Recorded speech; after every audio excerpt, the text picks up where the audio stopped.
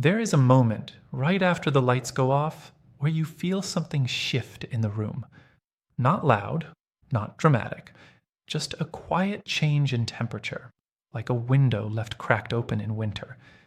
You felt it before you could name it. And if you are watching this right now, some part of you already knows exactly what I am talking about, because you lived it. You felt someone's body right next to yours, and somehow still felt completely alone. That feeling is not your imagination. It is not you being too sensitive, or too needy, or too much, even though you were probably told that, maybe more than once, maybe by the very person who made you feel that gap in the first place. What you sensed was real. It has a name, and it has a pattern. And by the end of this, you are going to understand exactly why the bedroom, of all places, is where an avoidant person cannot hide anymore. Everywhere else in life, they can perform. They can charm, joke, deflect, disappear into work or friends or hobbies or 1,000 tiny distractions. But skin against skin, in the dark, with nowhere left to perform for an audience, the mask gets heavy, and it slips. This is for you, not for them. You are not here to learn how to fix somebody who does not think they are broken. You are here because you need someone to finally say out loud what your body already understood before your mind caught up. So let's talk about it. Intimacy is supposed to be the place where two people get closer. For most people, physical closeness and emotional closeness travel together, like two hands holding onto the same rope. But for someone who lives in avoidance, those two things get severed early. Often so early they cannot even remember when it happened. Their body learned to be touched. Their nervous system never learned to be known. And that split becomes the most confusing, most painful thing you will ever try to make sense of. Because you are left holding evidence of two completely different experiences happening at once. Closeness in the body, distance in the eyes. You noticed it, didn't you? The way desire could arrive fast, urgent, almost hungry, and yet somehow, the second it was over, a wall came down so fast you could practically hear it slam.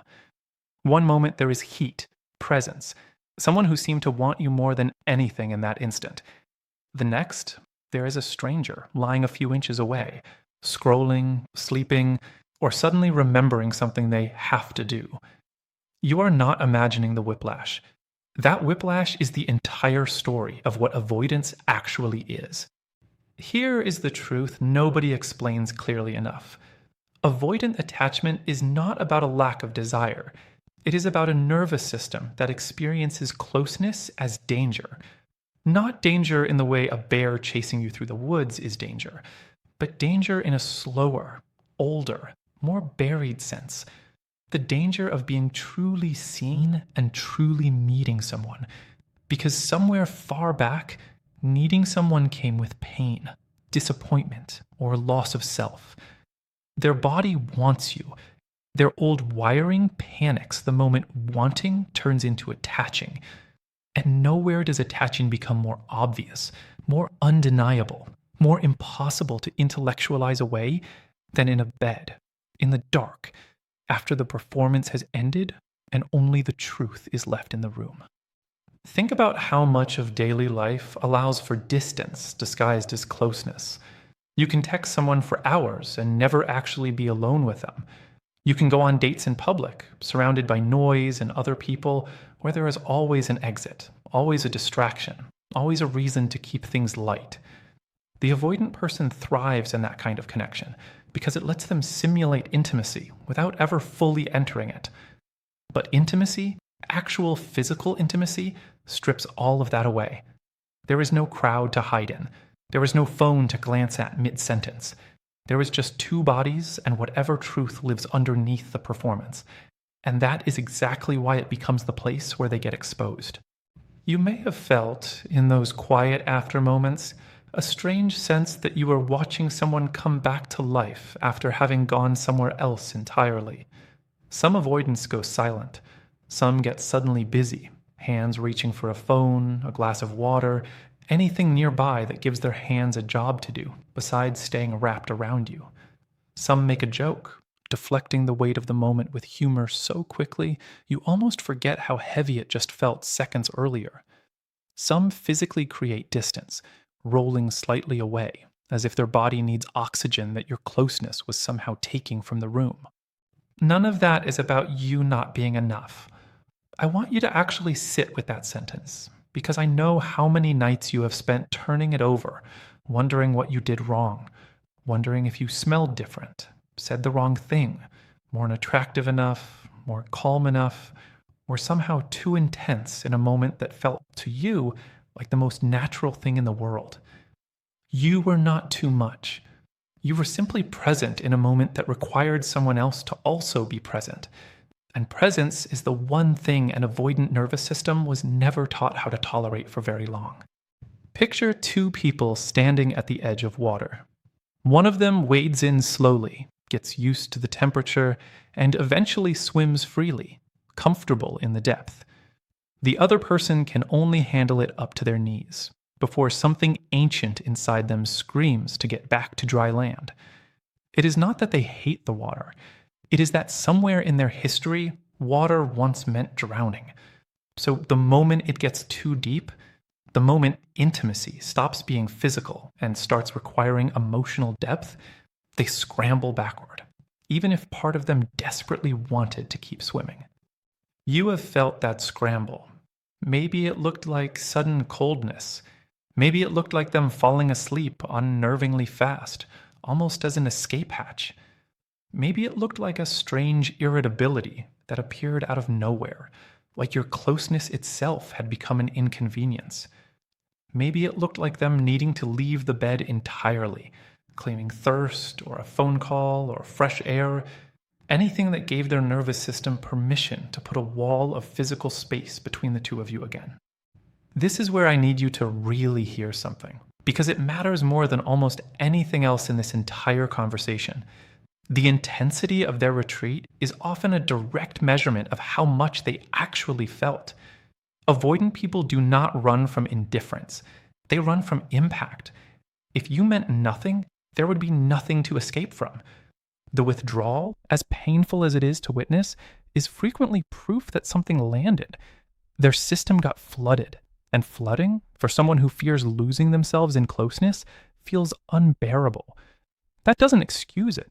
It doesn't mean you should stay and wait for someone to slowly get less afraid of you, but it does mean you can stop torturing yourself with the story that you were undesirable. You weren't undesirable. You were affecting someone who had spent a lifetime building armor specifically against being affected. Let's talk about eye contact, because this is one of those small, quiet details that says more than any conversation ever could. Watch how an avoidant person behaves during moments of real vulnerability. Notice how eye contact, in the middle of intimacy, can feel almost unbearable to them. Some will keep their eyes closed the entire time, not out of pleasure exactly, but as a kind of shield. Some will look anywhere else, the ceiling, the pillow, the shadows on the wall, rather than hold your gaze in a moment that requires total honesty. Eyes are the one part of the body that cannot lie convincingly. The mouth can say sweet things. The hips can move with practiced skill. But eyes, held steady in a vulnerable moment, reveal exactly how emotionally present a person actually is. And for someone avoidant, sustained eye contact during intimacy can feel like standing naked in front of a mirror they never asked to look into. You might remember catching their eyes for just a second, a flicker, barely there, and feeling something so tender and true pass between you that it almost knocked the air out of your lungs. And then, just as quickly, they looked away. That flicker was real. That flicker was them, for one unguarded heartbeat, forgetting to protect themselves. And then the old programming kicked back in, and the wall went right back up. I want you to understand something about the body that most people never stop to consider. The body cannot lie the way words can. Words are curated. Words can be chosen carefully, rehearsed even, shaped into something that sounds reassuring while meaning almost nothing. But breath, heart rate, the tension in someone's shoulders, The way their hand either grips you or barely rests against your skin, none of that can be faked for long. In the bedroom, an avoidant person's body will often tell the truth their mouth refuses to say out loud. You may have felt someone hold you like they meant it, only to hear them minimize the entire relationship the very next morning. That contradiction is not you losing your mind. That contradiction is exactly what happens when a person's body knows something their conscious mind is still terrified to admit.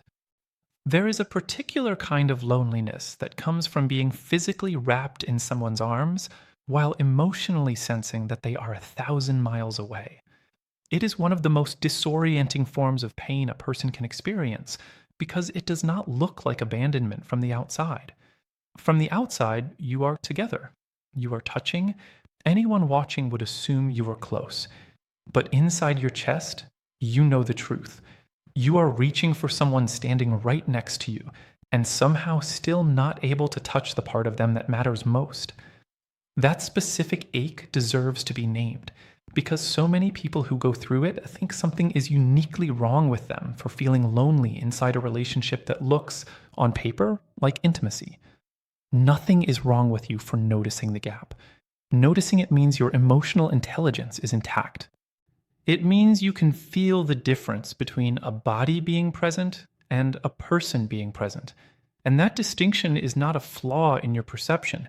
It is proof of how attuned you actually are. Let's go somewhere a little deeper now, into what actually happens physiologically when an avoidant person experiences closeness that starts to feel like real intimacy rather than simple physical release. Their nervous system reads emotional closeness the same way it might read a threat. Cortisol rises, heart rate can spike, not from arousal, but from something closer to alarm. This is why so many avoidant partners seem to need space almost instantly after a moment of deep connection. It is not about you. It is not a rejection of what happened. It is their body trying to regulate itself after being flooded by something it associates, deep in its wiring, with danger. Vulnerability to their nervous system does not feel like safety. It feels like exposure. And exposure to a part of them still operating on very old survival logic feels like it could get them hurt. Here is where the metaphor becomes useful. Imagine someone who grew up in a house where showing need led to punishment, ridicule, or simply being ignored. Not necessarily cruelty in an obvious sense. Sometimes it is quieter than that. Sometimes it is a parent who is simply unavailable, distracted, emotionally absent, or inconsistent in how they responded to closeness. A child in that environment learns, without ever consciously choosing to, that needing someone is dangerous. That lesson does not disappear just because the child grows into an adult body capable of attraction and desire. The lesson lives underneath everything, like tree roots buried so deep you would never know they were there just by looking at the surface. Then, one day, that grown adult falls into bed with someone who makes them feel something real, something they cannot control or perform their way around. And those old roots start pulling at them from below, whispering the same warning they've whispered their whole life. This is not safe. Get out. Get out now. You are not dealing with someone who consciously decided you are not worth staying close to. You are dealing with a survival system so old it predates you entirely, reacting to intimacy the same way it has reacted to every close moment for years, maybe decades. That does not mean you have to accept it. That does not mean you owe them patience while they work through wounds you did not create and are not responsible for healing. But understanding this can loosen the grip of a very specific, very cruel story you might have been telling yourself. The story that you personally caused their coldness. You didn't create the pattern. You simply became close enough to trigger it. Now let's talk about something people rarely say plainly enough. Performance versus presence. There is a version of intimacy that avoidant people can access easily, almost effortlessly, and it is the version built entirely around performance. Confidence, technique, charm, even generosity in bed. All of that can exist without a single ounce of emotional vulnerability attached to it. Performance is safe because it keeps a person in control. It lets them give something physical while withholding something emotional. And from a distance, the two can look remarkably similar.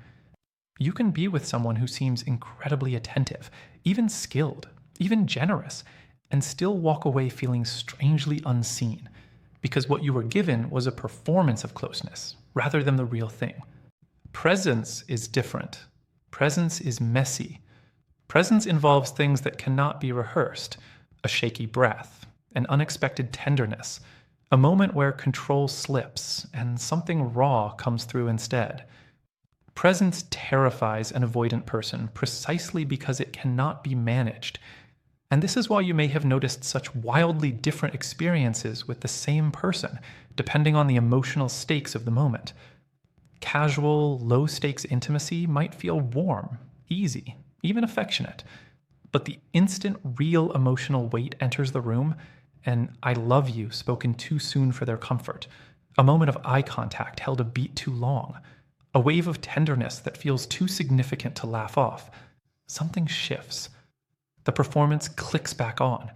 Or worse, the exit door swings open entirely.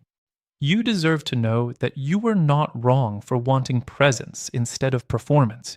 So many people in your position start to doubt their own needs, wondering if wanting emotional depth during intimacy makes them clingy, dramatic, or somehow broken themselves. It does not. Wanting to be truly seen by someone you are physically vulnerable with is not an unreasonable desire. It is one of the most human desires there is. The fact that it went unmet does not mean the desire itself was flawed. It means you were standing in front of someone who could not yet meet it, no matter how much, in some quiet corner of themselves, they may have wanted to. Let's talk about the after. The after is where avoidant patterns tend to reveal themselves most clearly, more than during the act itself. Watch what happens once the intensity fades and stillness sets in. Stillness is where connection either deepens or collapses, because stillness requires nothing except presence. No performance to hide inside, no physical intensity to distract from emotional discomfort, just two people, quiet, in the same space, choosing whether to stay open to one another or shut back down. An avoidant person often cannot tolerate that stillness for long. You may have noticed the immediate reach for a phone, the sudden need to shower, the abrupt shift into logistics, talking about tomorrow's schedule, mentioning something mundane, anything that pulls the moment out of emotional territory and back into something manageable. That shift can feel like emotional whiplash to you, because you are often still floating in the tenderness of what just happened, while they have already quietly, quickly packed it away and moved on to safer ground. This is one of the cruelest parts of loving someone avoidant, the mismatch in timing. You feel closest right after intimacy. They feel most exposed right after intimacy. Your instinct is to lean in. Their instinct is to create distance. Two people, same moment, completely opposite needs, and neither one wrong for feeling what they feel. But if you don't understand this mismatch, you will spend countless nights convinced that their retreat is evidence of your unworthiness, when really it is simply evidence of two nervous systems processing the exact same experience in opposite directions. I want you to think about silence for a moment, because silence carries enormous weight in these dynamics. There is comfortable silence, the kind shared between two people who feel safe enough to simply exist together without needing to fill every second with words. And then there is the silence that follows an avoidant retreat, which feels nothing like comfort. It feels like a held breath. It feels like standing in a room where the temperature just dropped and nobody will admit it. You have probably learned to read that silence, the way sailors read the color of the sky before a storm. You know almost instinctively when the quiet in the room means everything is fine, and when it means someone just quietly built a wall 3 feet high without saying a single word. That instinct you developed, that hyper-attunement to shifts in someone else's energy, is not weakness. It is a skill, sharpened by necessity, born out of loving someone whose emotional signals required constant deciphering. It is exhausting, yes. It is unfair that you had to develop it in the first place, yes. but it also says something about your capacity for empathy and awareness that most people simply do not have.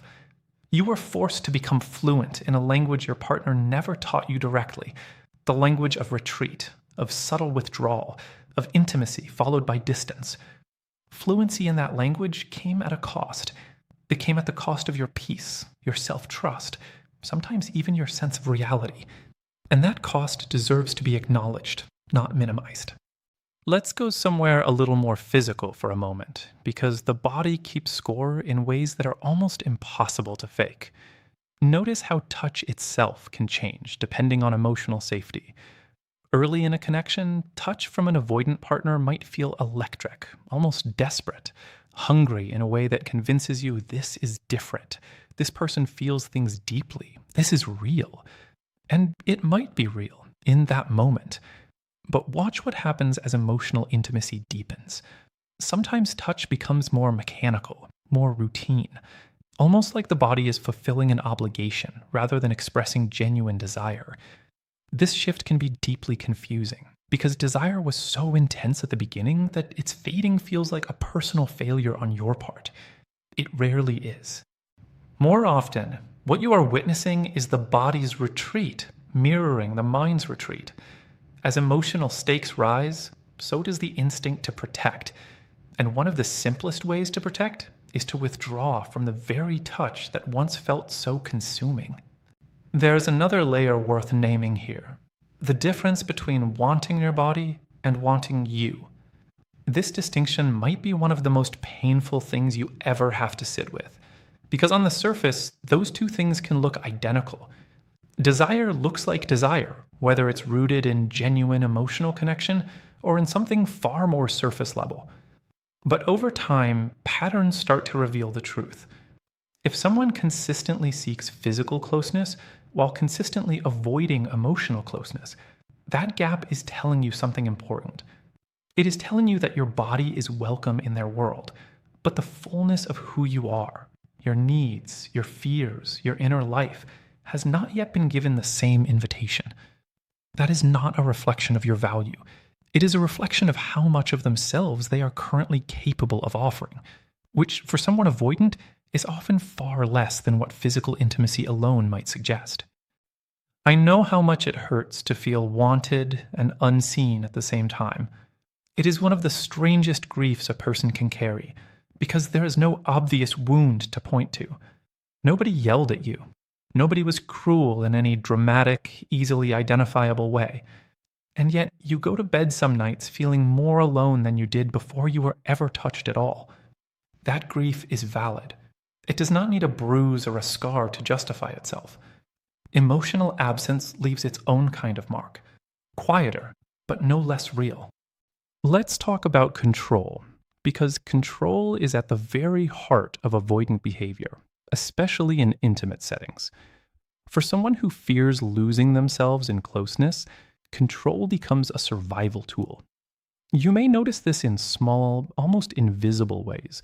Who initiates, who decides when things end, who determines the emotional temperature of the room.